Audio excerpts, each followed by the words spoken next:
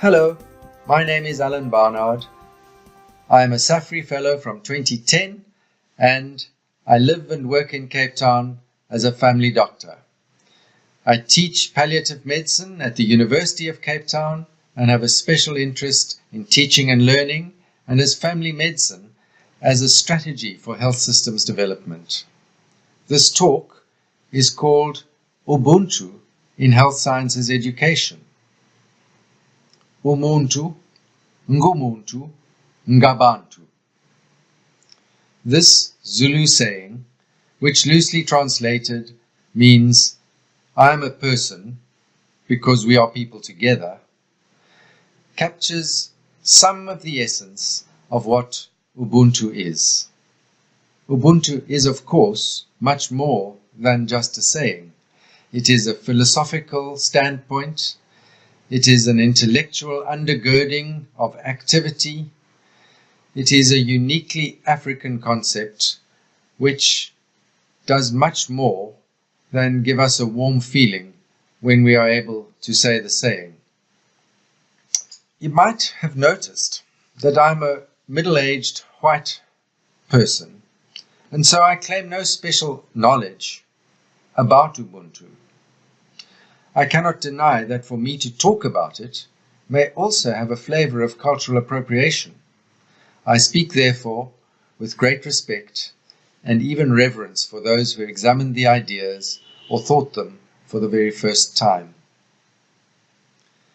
The idea that I am because we are, or I am a person because we are people together, is an ancient one, and one that rings true in many contexts.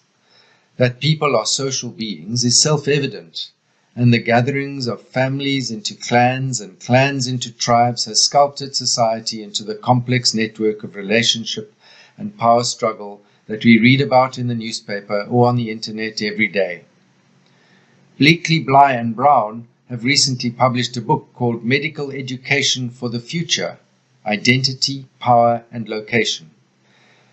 This book speaks about tribes and territories among many other ideas. This recognizes the communitarian nature of this field of health sciences education, and particularly the issues of power that are determinants of the teaching and learning. I wonder if the authors consciously considered the concept of Ubuntu in the production of this work. Many years before, the poet John Donne wrote, "No man is an island entire of itself. Each is a piece of the continent, a part of the main. Each man's death diminishes me, for I am involved in mankind. Therefore, send not to know for whom the bell tolls. It tolls for thee." Theodore Roosevelt said, "The welfare of each of us is dependent fundamentally upon the welfare of all of us." This sounds rather like an operational statement, but I will try and show how this American leader's saying can be valuable to us all if we filter it through the lens of our own experience and our own society. I am a palliative care physician, as I mentioned, and one of the core principles of this discipline is teamwork. Teamwork which involves much more than working with other team members, but also communicating very closely with them.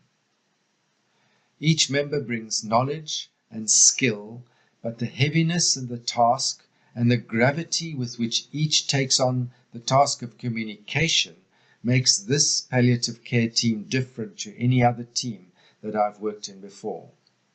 I often say that if you are doing palliative care alone, you're doing it wrong.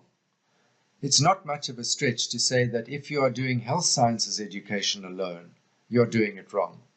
If you are doing it with colleagues, with students, your own family and friends, then it is bound to be better.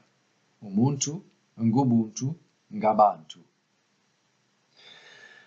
One of the many challenges that we face in health sciences education is fatigue and discouragement. This is variously characterized by depression, anger, emotional exhaustion and cynicism. You may see that I have described burnout, if you like that term. I feel a bit encouraged by the person who said, in order to burn out, you first have to be on fire, though sometimes my fire burns very low. Being with other people in your life, in your teaching, in your learning, being with friends and others means that you do not always have to stoke your own fire. These others are Ngabantu, and through them I am me, and still a teacher, even when I am tired. This is the team of which we are all a part in health sciences education, and of which Safri helped me see and join and still be encouraged now. Now, to dip into an important piece of Ubuntu scholarship. Important because it comes from Africa and is not an external comment on a distant idea. Important because it addresses social accountability with the values that Ubuntu represents. And important because the first author invested much more than his professional efforts in his work towards health sciences education. He invested himself and his values. Ubuntu in action. The late Enoch Kwizera, a respected and much loved member of the FEMA and Safri community, wrote an article with Jehu Iputo entitled Addressing Social Responsibility in Medical Education, the African Way. It was published in the respected journal Medical Teacher in 2011. The introductory quotation in that paper is from Stephen Bantu Biko, who said, among other things, that the special contribution to the world by Africa will be in the field of human relationship. To paraphrase his words, the gift which Africa has for the world will be a more human face. So we all know what Ubuntu means, I think, but just to be sure, Kwizera and Iputo define it as humanness, manifested by the obligation and even the desire to care for each other's well-being. It brings together the rights and responsibilities of every person to promote individual and social well-being. Values and intentions of goodness, kindness, compassion, grace, caring and understanding are undisputed in a society which is filled with Ubuntu, and in those individuals who make up that society. These characteristics are some of the graduate attributes and attitudes that we wish to see in the people who are studying to become health science professionals in our institutions. The need for students in the health sciences to move from acquiring knowledge and skills to developing such graduate attributes as are represented by Ubuntu is almost the only way that professional identity can be developed to serve the community. This is required by the obligation of our institutions and ourselves to be socially accountable. Jack Metzeroff articulated the process of transformative learning so well. First, the immersion of a person or a group in an uncomfortable situation.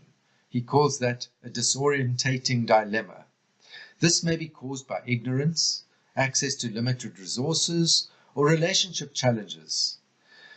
After this immersion, there is time, enough time for reflection, and then a willingness in each person involved to change their perspective and move forward with new knowledge and the new perspective that that brings to their subsequent interactions in society. This forms part of the new identity, the new professional identity of these people are learning health sciences. The core values of Ubuntu, listed by Kwizera and Iputo as we have heard, enable such change, particularly in the sensitive environment in which teaching and learning takes place in South Africa and beyond. All involved in higher education in South Africa know that the dialogue of decolonization and new beginnings has been uncomfortable for many. This has been an example of a disorientating dilemma through which I, for one, have changed my perspective. The spirit of Ubuntu, kindness, communitarianism, generosity of spirit, forgiveness, and honesty have enabled me to change. Needless to say, those to whom I have listened without hearing and hurt sometimes have been the ones offering forgiveness. I find it hard to forgive myself when I have been ignorant or have ridden roughshod over sore hearts. But others have understood and forgiven me. To bring this all together, I can truly say that the Safri Fellowship has brought me into a new community of learning and practice that I did not expect.